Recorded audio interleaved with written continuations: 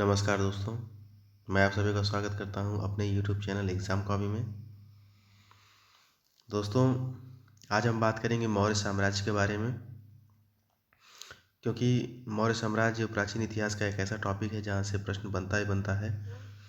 इसी में हम अशोक के बारे में बात करेंगे, बिंदुसार के बारे में बात करेंगे, चंद्रगुप्त मौर्य के बारे में बात करेंगे।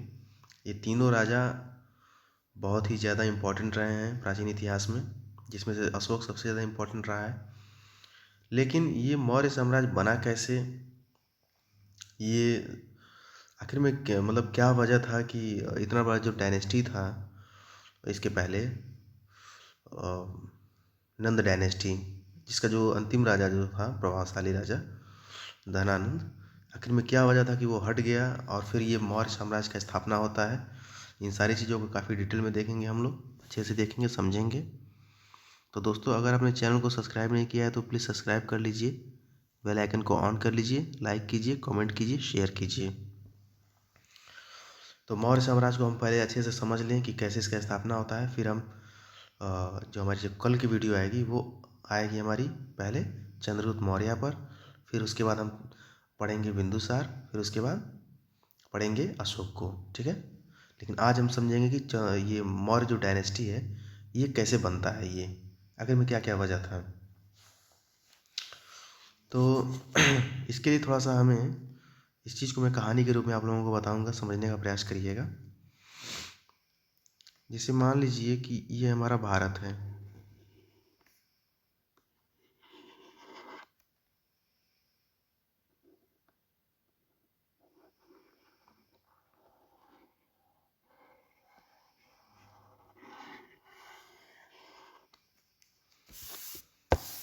लेकिन एक मिनट रुक जाइए,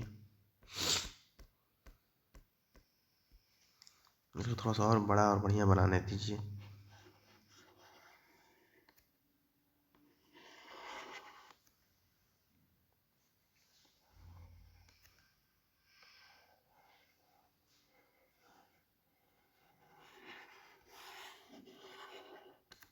ठीक है, लेकिन ये हमारा भारत 2021 का भारत है, 2022 का भारत है। ठीक है, लेकिन हम बात कर रहे हैं प्राचीन भारत की, जिसमें ये सारा हिस्सा जो है ये भारत के अधीन ही था। इधर भी कुछ हिस्से बढ़े हुए थे। ठीक है, मतलब समझने के लिए समझ सकते हैं कि ये सारा एरिया जो है ये पूरा का पूरा ये सब भारत है। ठीक है, अच्छा, अब क्या होता है कि भारत में जब भी आक्रमण होगा वो इस वाले क्षेत्र से होगा। जैसे देखिए, ये उत्तर हो गया, ये दक्षिण हो गया, ये पूरब हो गया और ये पश्चिम हो गया। ठीक है, तो जितने भी भारत में आक्रमण हुए हैं प्राचीन इतिहास में वो इस वाले क्षेत्र से हुए हैं, इस वाले क्षेत्र से, उत्तर और पश्चिम वाले क्षेत्र से। ठीक है, यहाँ से। क्यों? क्योंकि ये वाला जो एरिया है, ये वाला, यहाँ पर बहुत बड़ा क्या था, जलमंडल। जैसे मान लीजिए यहाँ हमारी बे ऑफ बंगाल है, बंगाल की खाड़ी है, बे ऑफ बंगाल। ठीक है, यहाँ पर हमारी बे ऑफ बंगाल हो जाती है और यहाँ पर हमारा अरब सागर हो जाता है, अरब सागर, अरब सागर हो जाता है। ठीक है, तो इधर से भी आप नहीं आ सकते हैं, इधर से भी आप नहीं आ सकते हैं, यानी ये रास्ता बंद, ये रास्ता बंद। इधर आपको बहुत बड़े बड़े पहाड़ मिल जाएंगे जिसकी वजह से आप नहीं आ सकते हैं। ठीक है, ओके, तो एक ही रास्ता हमारे लिए बचता है, वो उत्तर पश्चिम का, ये वाला रास्ता। तो उत्तर पश्चिम से जितने भी हुए हैं आक्रमण वो हुए हैं। अच्छा, यहीं पर एक विश्वविद्यालय था, उत्तर पश्चिम में ही एक जगह थी जिस जगह का नाम था, क्या नाम था, यहाँ पर एक था गांधार, जो कि अभी अफगानिस्तान में है, गांधार। ठीक है, यहाँ पर, और यहाँ पर एक था क्या, कंबोज, इस वाले जगह पर, ये वाली जगह पर क्या था, कंबोज। और मैंने आपको जब महाजनपद जब पढ़ाया था तो मैंने बताया था कि ये दोनों ही महाजनपद थे, ठीक है। 16 महाजनपद थे जिनका हमें स्रोत कहाँ से मिलता है, अंगुत्तर निकाय से, ठीक है। तो ये जो दोनों जो महाजनपद हैं इन्हीं में पढ़ा रहे हैं हमारे गांधार में एक विश्वविद्यालय है तक्षशिला, ठीक है। यहाँ पर क्या है, तक्षशिला, तक्षशिला, ठीक है। और इसी तक्षशिला में कौन पढ़ा रहा है, प्रोफेसर कौन है, तो हमारे विष्णुगुप्त, यानी कि विष्णुगुप्त, यानी कि क्या नाम था उनका, चाणक्य, ठीक है। इसकी पेन का कलर चेंज कर लेने दीजिए।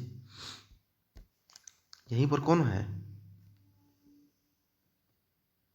चाणक्य, चाणक्य, ठीक है। यहीं पर प्रोफेसर साहब पढ़ा रहे हैं अभी बच्चों को अपने। और इसी रास्ते से जो ग्रीक पर्शियंस हैं, ठीक है, Greek Persians, Greek Persians, Greek या पर्शियंस आप उनको कर लीजिए, वो भारत में प्रवेश करने का प्रयास करेंगे। क्यों, क्योंकि उनका जो राजा जो है जिसका नाम है सिकंदर, ठीक है, सिकंदर, इसका एक छोटा सा सपना था कि इसे पूरे भारत पर कब्जा करना था। और सिर्फ भारत पर ही क्यों, ये पूरी दुनिया पर कब्जा करना चाहता था, ठीक है। इसने पूरा एकदम मन बना लिया था कि मैं भारत पर तो कब्जा करूंगा ही करूंगा, पूरी दुनिया पर कब्जा करूंगा, ये इसका इंटेंशन था, ठीक है। तो इसने आधी दुनिया को जीत भी लिया था। अब ये भारत की तरफ बढ़ रहा था और भारत की तरफ बढ़ते बढ़ते यहाँ पर आ गया, ये गांधार वाले क्षेत्र में आ गया। अब यहाँ पर वो आ गया है, ठीक है। अब यहीं के जो प्रोफेसर साहब हैं चाणक्य, वो क्या करते हैं कि जो भारत साम्राज्य के, यानी कि पूरा जो नंद जो यहाँ पर जो नंद डायनेस्टी थी यहाँ पर, एक मिनट मुझे बताने दीजिए पहले। यहाँ पर ये पूरी नंद डायनेस्टी पूरी इतनी बहुत बड़ी हो गई थी ये, ठीक है। ये 16 जो महाजनपद जो हुआ करते थे उनमें से सबसे बड़ा ये हो गया था नंद डायनेस्टी, ठीक है, मगध वाला क्षेत्र। बट समझने वाली बात यहाँ पर ये है कि ये जो छोटे, ये तो छोटे छोटे ये लोग हैं, ठीक है, बाकी जो है छोटे छोटे हैं, लेकिन मगध वाला जो क्षेत्र रहा है वो कब्जा करते करते, जैसा कि मैंने आपको पिछली वीडियो में बताया है, ये कब्जा करते करते काफ़ी बड़ा ये साम्राज्य बन चुका था नंद डायनेस्टी। तो यहाँ का जो राजा जो था धनानंद, धनानंद, ये भी कोई छोटा मोटा आदमी नहीं था, बहुत पावरफुल इंसान था ये। तो इसी के पास चाणक्य आते हैं ये बताने के लिए कि साहब ऐसा है कि आप सचेत हो जाइए। क्यों, क्योंकि उत्तर पश्चिम से एक राजा है सिकंदर, वो भारत में प्रवेश करने का प्रयास कर रहा है और पूरा सबको ख़त्म कर देगा और पूरे भारत पर कब्जा कर देगा। और वो भारत पर ही नहीं पूरी दुनिया पर कब्जा करना चाहता है। लेकिन हमें दुनिया से मतलब नहीं है, हमें अपने भारत से मतलब है, हमें अपने भारत को बचाना होगा। लेकिन ये धनानंद क्या कहता है कि तुम एक मामूली से अध्यापक होकर के तुम मुझे बताओगे कि मुझे क्या करना चाहिए क्या नहीं करना चाहिए। तो यहाँ पर चाणक्य की बहुत बड़ी बेइज्जती करता है वो कहता है कि नहीं, जो मुझे लगेगा मैं करूँगा, तुम कौन होते बताने वाले, क्या सही है क्या गलत है। मतलब यहाँ पर धनानंद का जो है अहंकार जो है वो बोल रहा था। और यही वजह है कि धनानंद जो है, अभी मैं आगे की कहानी में बताऊंगा कि हालांकि डायरेक्ट इससे युद्ध तो नहीं हुआ सिकंदर का, लेकिन फिर भी इसका जो डायनेस्टी तो था नंद डायनेस्टी वो समाप्त हो जाएगा। क्यों, क्योंकि इसने चाणक्य को उकसा दिया है। और वही अब बनाएंगे किसको, चंद्रगुप्त मौर्य को, जो कि मौर्य डायनेस्टी की स्थापना करेगा। अभी मैं आगे की कहानी में आपको धीरे धीरे बताऊंगा, ठीक है। तो प्लीज़ चीज़ों को थोड़ा सा कहानी की तरफ हम लेके चलेंगे ताकि बोरिंग ना हो और आप लोगों को पढ़ने में मज़ा आए, ठीक है। अब देखिए कुछ इंपॉर्टेंट पॉइंट्स को देख लेते हैं और इस कहानी को अभी थोड़ा सा यहीं पर हम रोकते हैं, ठीक है।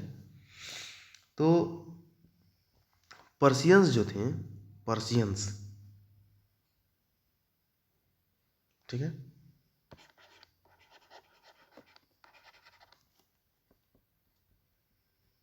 ये पर्शियन, ये लोग गांधार को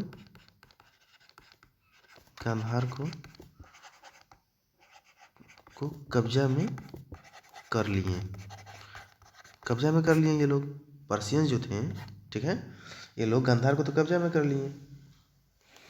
लेकिन अब यहाँ पर प्रॉब्लम क्या होता है कि, एक मिनट, पर्शियंस जो हैं, पर्शियन लोग गांधार पर, इस मतलब ये गांधार जो हमारा महाजनपद था, इस पर तो कब्जा कर लिया उन लोगों ने। बट प्रॉब्लम क्या होगा कि जैसे ये सिंधु घाटी वाला क्षेत्र है, ये सिंधु घाटी वाला क्षेत्र है, ठीक है, और ये हमारा भारत है, ठीक है। अभी समझिए ऐसे इसको, ये सिंधु घाटी वाला क्षेत्र है। तो सिंधु घाटी के पश्चिम के जो मतलब जो लोगों के जो राजा थे, ये सिंधु घाटी, सिंधु घाटी, ठीक है। तो इसके पश्चिम ये पूरब हो जाएगा, ठीक है। अरे जैसे इसको आप क्रॉस करेंगे तो भारत में आप आ जाएंगे। लेकिन हम बात करेंगे अभी किसकी, पश्चिम की, पश्चिम वाले क्षेत्र की। यहाँ के एक राजा हैं जिनका नाम है साइरस, साइरस, ठीक है, साइरस। ये जो राजा हैं, इनके समक्ष आत्मसमर्पण कर दिया, ठीक है।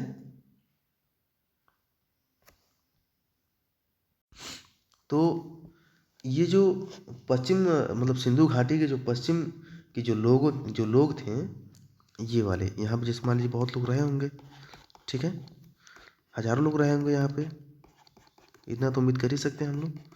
तो ये हजारों लोग जो हैं, ये क्या करते हैं कि ये जो साइरस नामक जो आदमी जो है, ठीक है, तो ये लोग साइरस के सामने आत्मसमर्पण कर देते हैं, ठीक। ये जितने लोग हैं, ये लोग ग्रीक राजा, देखिए ये पर्शियन है, ये पर्शियन, एक एक चीज़ थोड़ा सा लिखना पड़ेगा यहाँ पर ताकि समझने में आप लोग को आसानी हो। ये साइरस जो है ये पर्शियन है, ठीक है, लेकिन सिकंदर जो है वो ग्रीक है, ठीक है। सिकंदर जो होगा, सिकंदर, ये ग्रीक होगा, ग्रीक होगा।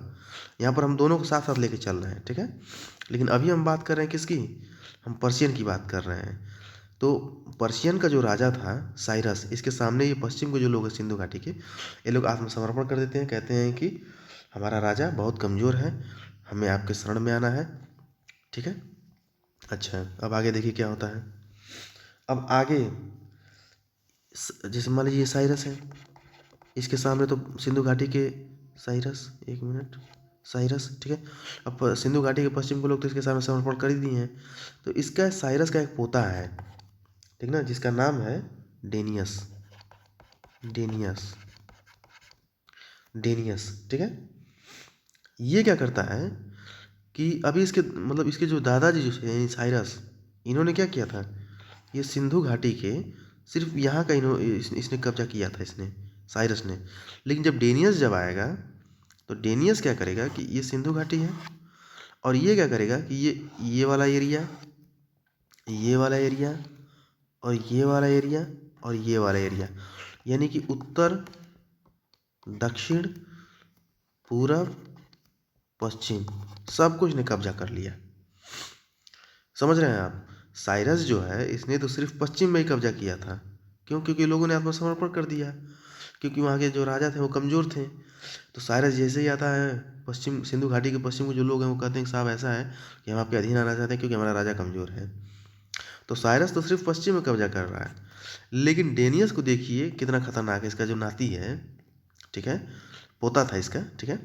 ये क्या करता है, ये पूरा एकदम कब्जा कर लेता है, उत्तर का भी, पश्चिम का भी, दक्षिण का भी, पूरब का भी, सब कब्जा कर लिया।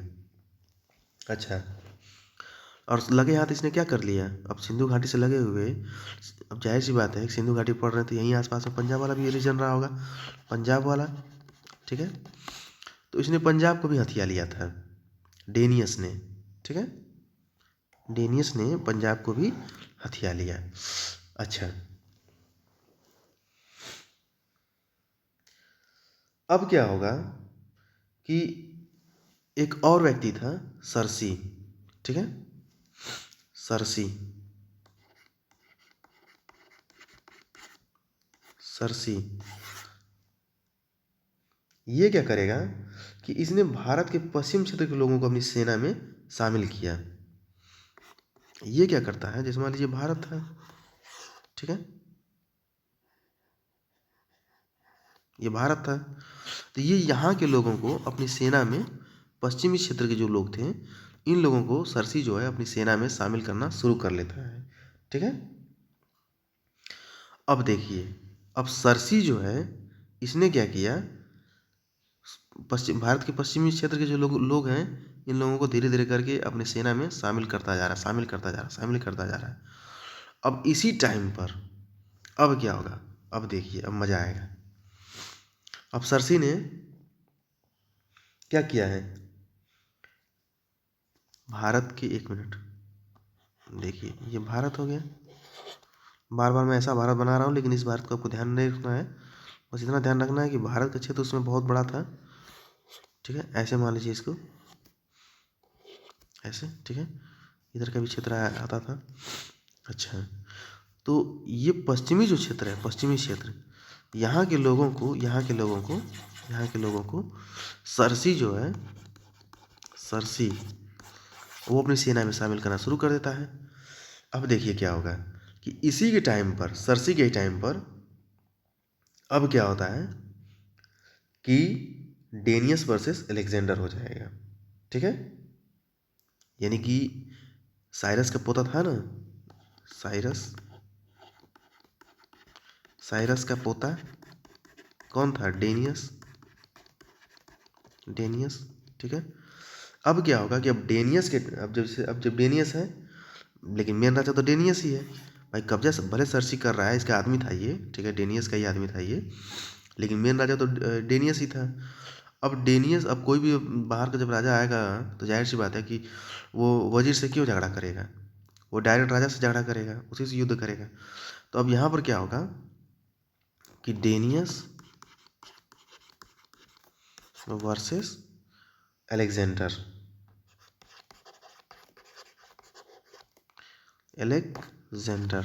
अलेक्जेंडर होता है।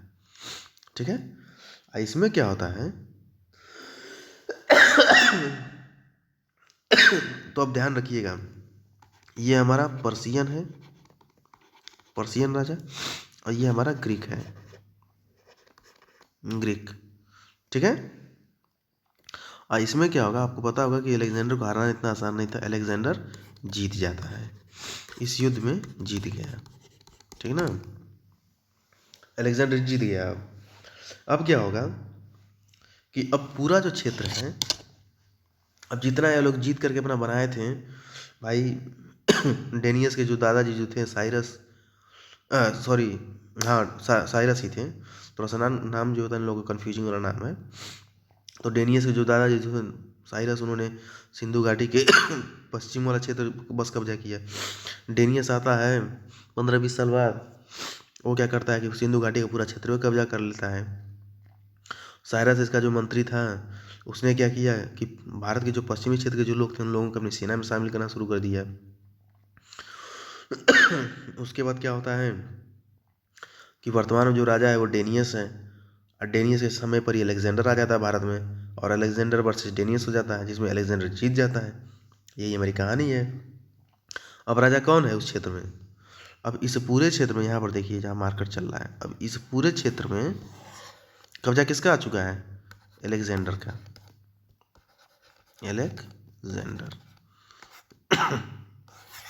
अलेक्जेंडर का पूरा कब्जा हो चुका है।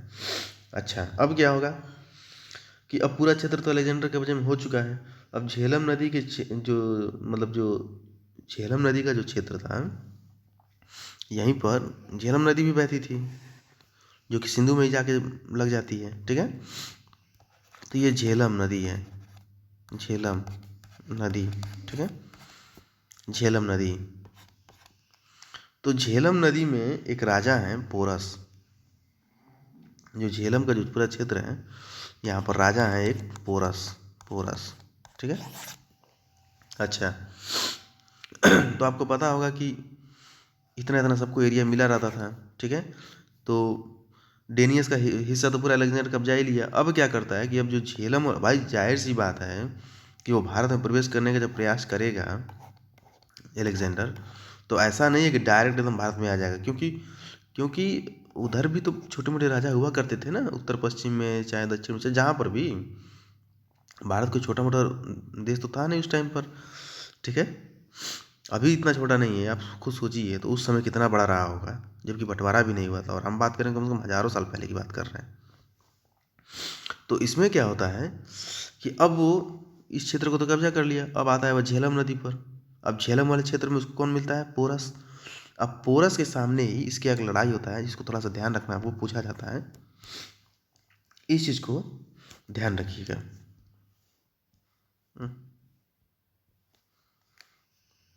देखिए, अब झेलम नदी के किनारे, झेलम नदी, ये झेलम नदी है, ठीक है, ठीक है। उत्तर का क्षेत्र तो सबका कह लिया अलेक्जेंडर। अब झेलम नदी पर आया, यहाँ पर अटैक किया, ठीक है। तो अलेक्जेंडर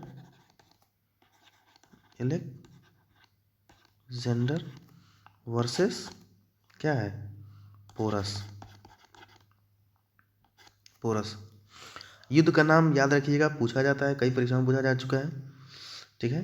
कहाँ पर हुआ था ये? तो ये हुआ था हाइडेस्पेज, ठीक है, इस चीज़ को याद रखिएगा, हाइडेस्पेज, हाइडेस्पेज, हाइडेस्पेज का युद्ध है ये, ठीक है। इस चीज़ को ध्यान रखिएगा, ये काफ़ी बार परीक्षा में पूछा जा चुका है, और ये आएगा, जरूर आएगा, ये पूछा जाता रहा है, ठीक है।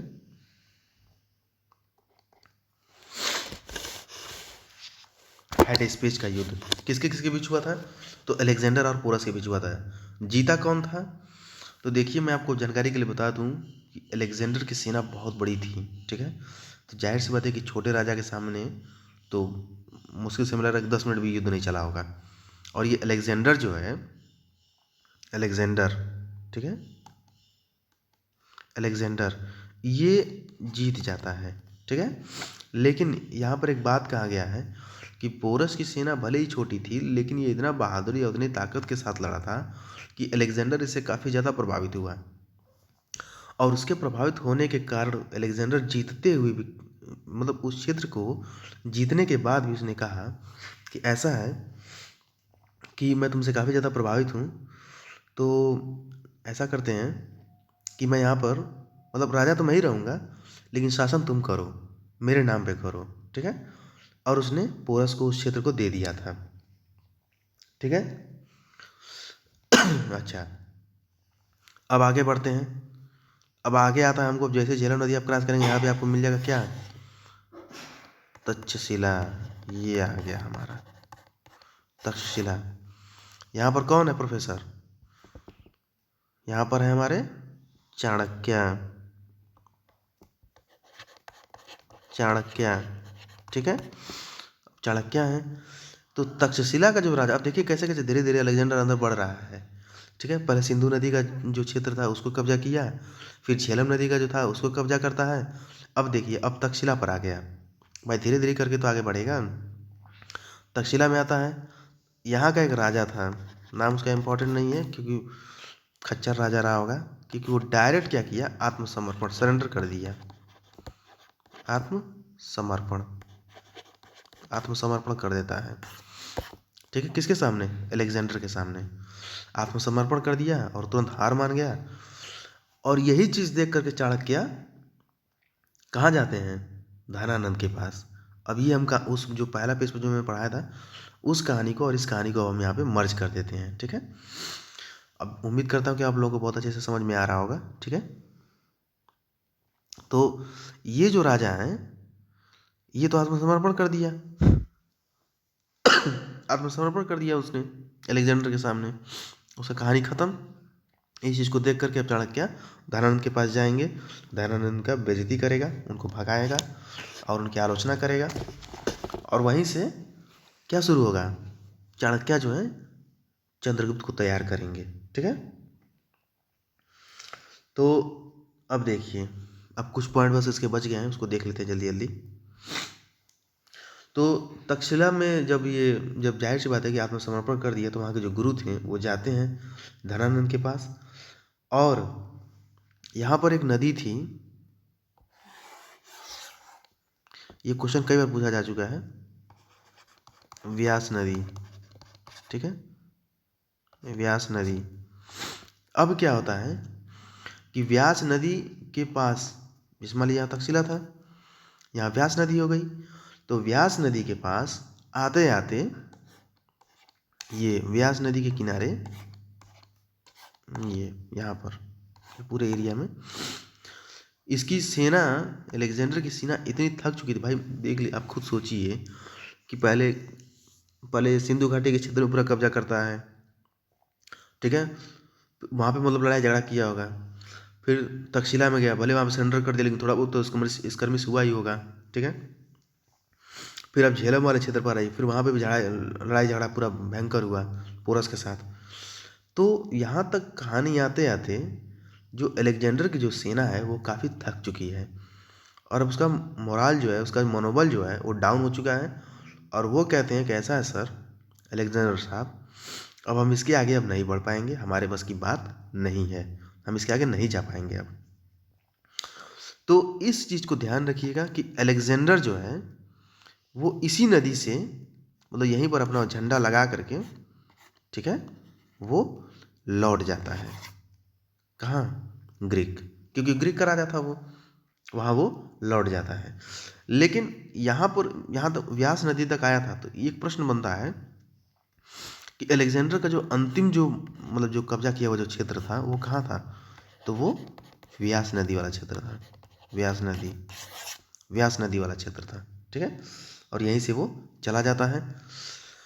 और इस प्रकार से अब आपको पता होगा कि अब ये वापस लौट गया है, अब ये अपने तरफ लौट गया है, चाणक्य जो है धनानंद के पास गए हैं, धनानंद उनकी पूरी बेइज्जती कर रहा है, ठीक है, और अब चाणक्य यहाँ से पूरा एकदम बौखला करके निकलेंगे, चुटिया उटिया खोल करके अपना, और किसको मिलेंगे?